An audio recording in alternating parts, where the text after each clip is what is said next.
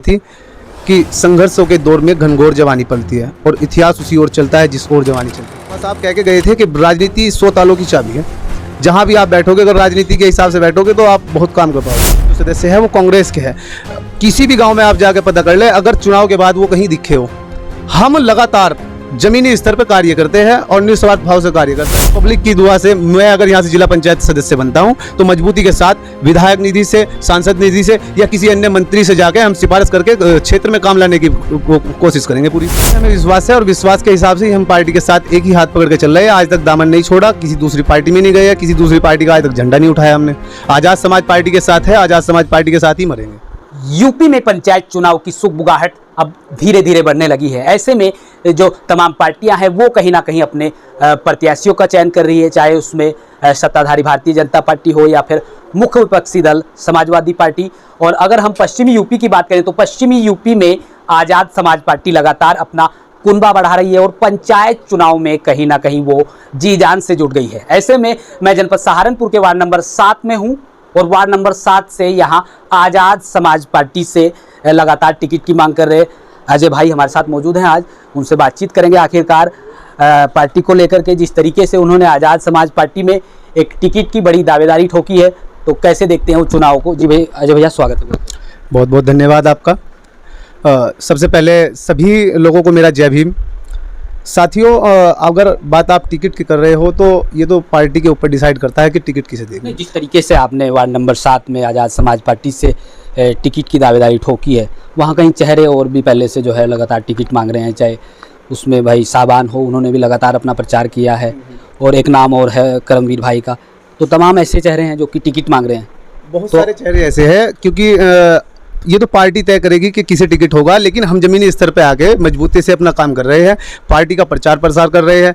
और ये पार्टी के सभी कार्यकर्ताओं को, जिम्मेदार साथियों को पता भी है कि हम 2015 में जब भीम आर्मी बनी, संगठन के साथ भी उस वक्त हम मजबूती से खड़े थे और उसके बाद पार्टी बनी तो पार्टी के साथ भी मजबूती से खड़े हैं। तो वो आगे डिसाइड उनके हाथ में है करना किसका टिकट होगा किसका नहीं। नेता पे विश्वास तो होगा आपको, जिस तरीके से आप पुराने रहे हैं पार्टी में। पूरी तरीके से हमें विश्वास है और विश्वास के हिसाब से ही हम पार्टी के साथ एक ही हाथ पकड़ के चल रहे हैं। आज तक दामन नहीं छोड़ा, किसी दूसरी पार्टी में नहीं गए, किसी दूसरी पार्टी का आज तक झंडा नहीं उठाया हमने। आज़ाद समाज पार्टी के साथ है, आज़ाद समाज पार्टी के साथ ही मरेंगे। तो अजय भाई, एक थोड़ा सा पीछे चलता हूँ, मैं एक सवाल और पूछता हूँ। तो क्या ऐसी ठानी आपने कि वार्ड नंबर 7 से ही जिला पंचायत का चुनाव लड़ा जाए? क्या ऐसे मुद्दे आपके दिमाग में आए? मैं आज़ाद समाज पार्टी से पहले विधानसभा उपाध्यक्ष रह चुका हूँ और विधानसभा उपाध्यक्ष रहते ही मैंने अब से 3 साल पहले घोषणा कर दी थी क्षेत्र में कि मैं 7 नंबर से जिला पंचायत लड़ूंगा और 7 नंबर से ही मैं जिला पंचायत लड़के अपने लोगों को यहाँ से एकजुट करके और चंद्रशेखर भाई के साथ लगाऊंगा, क्योंकि मुस्लिम लोग भी आज बहुत भारी मात्रा में हमारे से जुड़ रहे हैं। ये हमें जिला पंचायत चुनाव, हम सिर्फ जिला पंचायत के लिए नहीं लड़ रहे, जिला पंचायत चुनाव के बाद विधानसभा 27 तैयार है। तो 27 की भी तैयारी है कहीं? नहीं, अभी 27 में तो पार्टी जिसे भी यहाँ भेजेगी तो उसके साथ रहेंगे। हमें तो सिर्फ अपने बड़े भाई चंद्रशेखर आजाद के हाथों के साथ रहेंगे। हाँ, पार्टी के साथ रहेंगे और बड़े भाई चंद्रशेखर के हाथों को। नंबर 7 के अगर प्रमुख गाँव की बात करें तो नोगावा है, मिर्ज़ापुर है, ख्वासपुर, डाडल, ये कई अन्य बड़े गाँव हैं। तो विकास कार्यों को लेकर के क्या खामियां आप लोगों को लगी कि भाई यहाँ से चुनाव लड़ा जाए और फिर विकास की एक नई गाथा लिखी? देखिए, मैं बता रहा हूँ कि समाज में काम करने का पहले से ही हमें एक दर्द रहा है, हम समाज में घूमते रहे हैं। तो जब भी हम गांव में जाते थे, आज से पहले बहुत सारे जिला पंचायत रह चुके हैं, लेकिन किसी भी गांव में कोई विकास का मुद्दा नहीं मैंने देखा कि कोई विकास हुआ हो। आप नौगांव में जाके देखिए, मैं अभी गया था 2 दिन पहले ही, बरसात के मौसम में गोडों तक का पानी भरा हुआ है।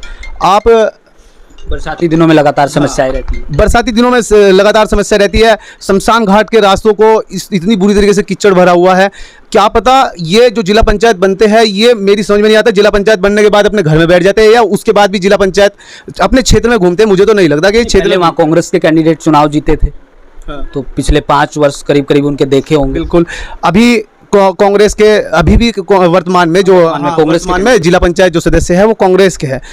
किसी भी गांव में आप जाके पता कर ले, अगर चुनाव के बाद वो कहीं दिखे हो। हम लगातार जमीनी स्तर पर कार्य करते हैं और निस्वार्थ भाव से कार्य करता है। देखिए, आज कुछ नेता ये बोल देते हैं कि हमें तो काम नहीं मिल रहा। भाई जब आपकी आवाज़ में ताकत होगी तो आपका कौन काम रोक सकता है। आज कल को अगर गुरु महाराज की और इस पब्लिक की दुआ से मैं अगर यहाँ से जिला पंचायत सदस्य बनता हूँ तो मजबूती के साथ विधायक निधि से, सांसद निधि से या किसी अन्य मंत्री से जाके हम सिफारिश करके क्षेत्र में काम लाने की कोशिश करेंगे पूरी। तो जिस तरीके से आपने कहा यदि यहाँ से मौका मिलता है तो रणनीति कहीं ना कहीं अलग रहेगी काम की। बिल्कुल रहेगी और दिखाएंगे काम करके। काम किया भी है आज से पहले। तरीके से यदि मौका मिलता है तो जिस तरीके से आपने कहा काम की रणनीति को लेकर आपका जिस तरीके से विचार है तो रणनीति अलग रहेगी काम। बिल्कुल। अभी हाल ही में बरसात के मौसम में एक पुलिया देखा है आपने, हमारा अब्दुल्लापुर गांव पड़ता है, काफ़ी बड़ा गांव है। अब कुछ विधायक ना तो उस पर विधायक ध्यान दे रहे हैं, ना सांसद ध्यान दे रहे हैं, ना सरकारी ध्यान दे पा रही है, क्योंकि वहाँ के जो जिला पंचायत सदस्य है वो कहीं ना कहीं कमज़ोर है, इसलिए तो काम नहीं हो पा रहा। आप हमें बना के भेजिए वहाँ पे। तो कहीं ना कहीं वो मुद्दों पर बात ही नहीं करते हैं। कोई मुद्दों पर कोई ढंग की बात नहीं हो रही है, ना कोई काम की बात हो रही है। सिर्फ चुनाव के टाइम पे 1 महीना पहले चुनाव के लिए निकलते हैं, उसके बाद चुनाव हारते हैं, जीते हैं, उसके बाद अपने घर में बैठ जाते हैं। हम लगातार समाज के बीच में, क्षेत्र में, मैंने करीबन 4 साल से मैं लगातार इसी फील्ड में हूँ। अपनी जिला पंचायत वार्ड नंबर 7 में लगातार अपने लोगों के काम करा रहे हैं, अपने लोगों को साथ लेकर चल रहे हैं। जहाँ भी जिसका जो काम है उस काम को करा रहे हैं। ये गाँव हमें सपोर्ट कर रहे हैं, तभी जाके मेरी एक साहस बना के मैं जिला पंचायत लड़ूँ। तो अजय भाई कैसा लगा जिस तरीके से मतलब आप लोग चुनाव लड़ रहे हैं और चुनाव की तैयारियां कर रहे हैं, तो लोगों का विश्वास भी जाहिर सी बात है आपने जीता होगा, तो कैसे देखते हैं लोग, क्यों चुने, कोई एक खास अपनी कोई रणनीति बताइए। देखिए, एक लोग आपके ऊपर भरोसा। साहब कांसीराम ने एक मुद्दा कहा, एक 2 लाइन बोली थी कि संघर्षों के दौर में घनघोर जवानी पलती है और इतिहास उसी ओर चलता है जिस ओर जवानी चलती है। तो कहीं ना कहीं समाज में युवाओं को आगे बढ़ाने का एक उत्सव है।